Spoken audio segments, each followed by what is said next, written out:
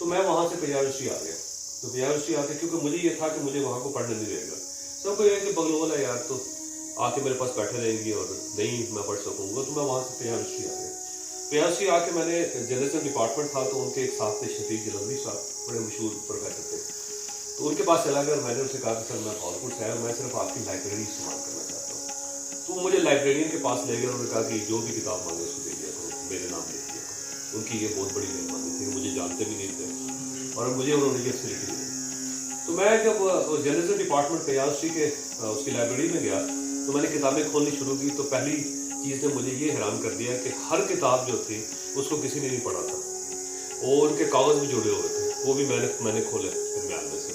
تو مجھے پتا چلا کہ اس لائبریری میں پہلا آدمی ہے جرنلزم ڈپارٹمنٹ میں جو یہ کتابیں پڑھ رہا ہوں. تو کتابیں بڑی بڑی زبردست تھی, امریکن نے گفٹ کی تھی, برٹشر نے گفٹ کی تھی, پوری دنیا سے جرنلزم کی کتابیں وہاں لائبریری میں آتی تھی. تو میں نے وہ پڑھنا شروع کر دی. پڑھنے کے بعد میں نے نوٹس بنانے شروع کر دیے. نوٹس بنانے کے بعد ڈاکٹر صاحب میں نے ایسا کیا کہ سب کا رٹا لگانا شروع کیا. اپنے بنائے نوٹس کا رٹا لگایا.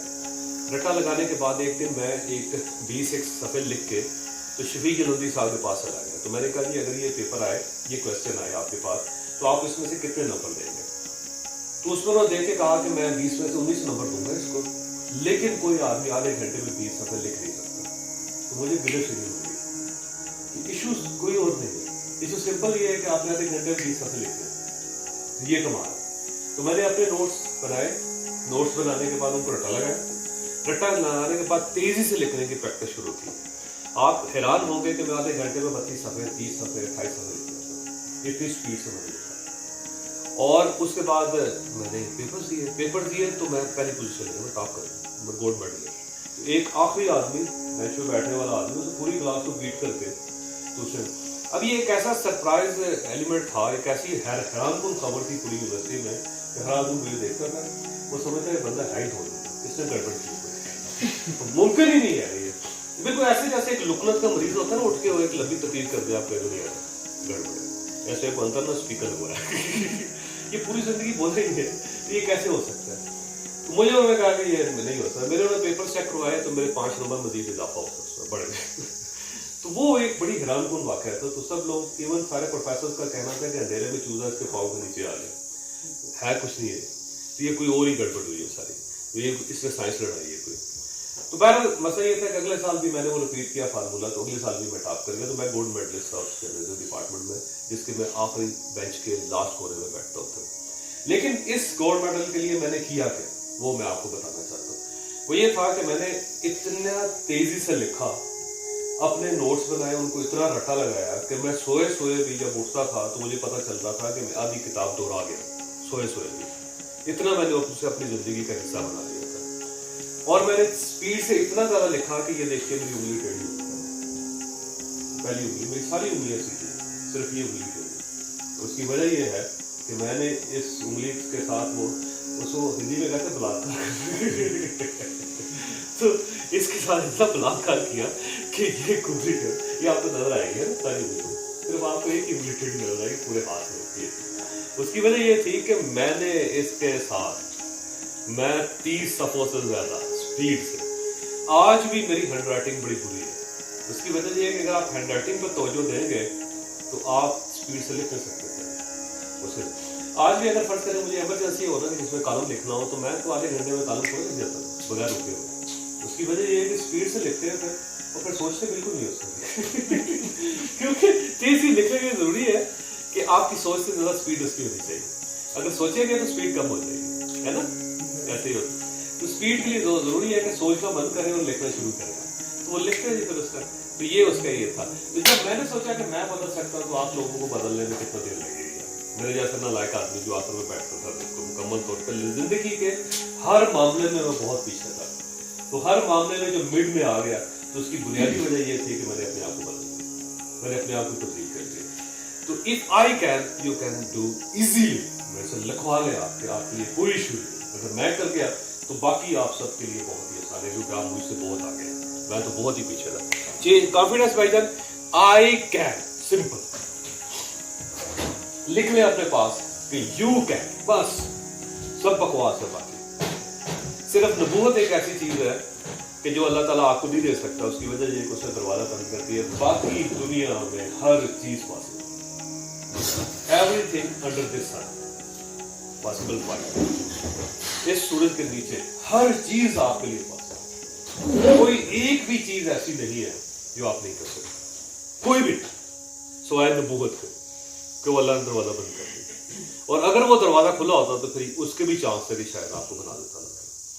ठीक है, नबी ने बना देता तो उनके करीब करीब जरूर ले जाता कि बहुत से ऐसे लोग दुनिया में हैं जो नबी नहीं है, लेकिन उनकी रियाजत इतनी थी कि नबूवत के करीब करीब अल्लाह ताला उनको भी कर दे। जुल्करनैन का जिक्र आता है कुरान मजीद में लेकर, इस तरह खिजर का जिक्र आता है इसके अंदर, इस तरह हकीम लुकमान का जिक्र आता है। जब नबियों के करीब करीब अल्लाह ताला उनको भी कर दिया था, नबूवत नहीं दी थी लेकिन उनके करीब करीब कर दिया, और इतना करीब कर दिया कि अपनी मुकद्दस किताबों में नाम दिया उनका, है ना।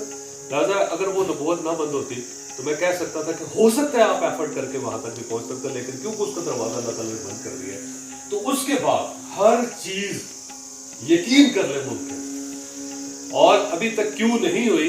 इसलिए नहीं हुई कि आपने की। और फर्क इतना है, जिस दिन आप कर लेंगे उस दिन ये हो जाए, उस दिन कोई प्रॉब्लम नहीं होगी। मैं अक्सर पढ़ता होता था कि one life is not enough, एक जिंदगी काफी नहीं है ना। मैं साबित करने की कोशिश कर रहा हूँ दुनिया में कि अगर आप कुछ करना चाहें तो जिंदगी भी काफी है।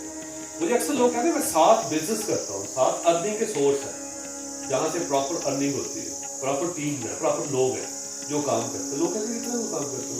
मैं लोगों को ये बताना चाहता हूँ कि एक नालायक तरीन आदमी भी अगर जिंदगी को तरीके से इस्तेमाल करे तो he can do anything, he can do everything.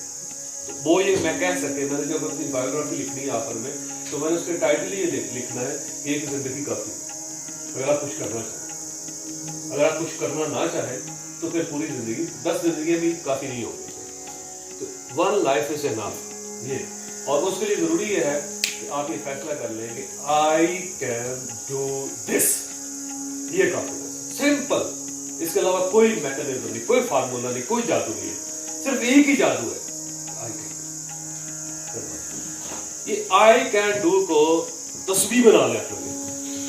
हर वक्त अपने आप को कहे कहूंगा यार, और समझ एक बार हार गया, 2 बार हार गया, 10 बार हार गया। दुनिया में ऐसे ऐसे लोग हैं जो, आगे मैं बताऊंगा, एडिसन बल्ब बनाने में 20,000 मरतबा हारा। आप में, मैं, हम में से किसी में हिम्मत नहीं है। 20,000 बार हारा है सिर्फ बल्ब बनाने एक चीज में, हार नहीं मानी बना के। वो जो कर्नल सैंडर्स है जैसे KFC, उसकी जो रेसिपी है 1009 मरतबा शिकस्त हुई उसको, 1009 मरतबा बुलशिट हुई, उसके मुंह पे मारा उसका फार्मूला और दफा है। तो 1009 मरतबा के बावजूद 1010 मरतबा कामयाब हुआ, ज्यादा कोई इशू नहीं। लोग ऐसे हैं दुनिया में जिनके पाँव नहीं है, जिनके बाजू नहीं है, इसके बावजूद रेसलर बने दुनिया में, रिकॉर्ड टाइम की, वर्ल्ड रिकॉर्ड। ठीक है, सो सिंपल जादू, आई कैन डू, मैं कर सकता हूं।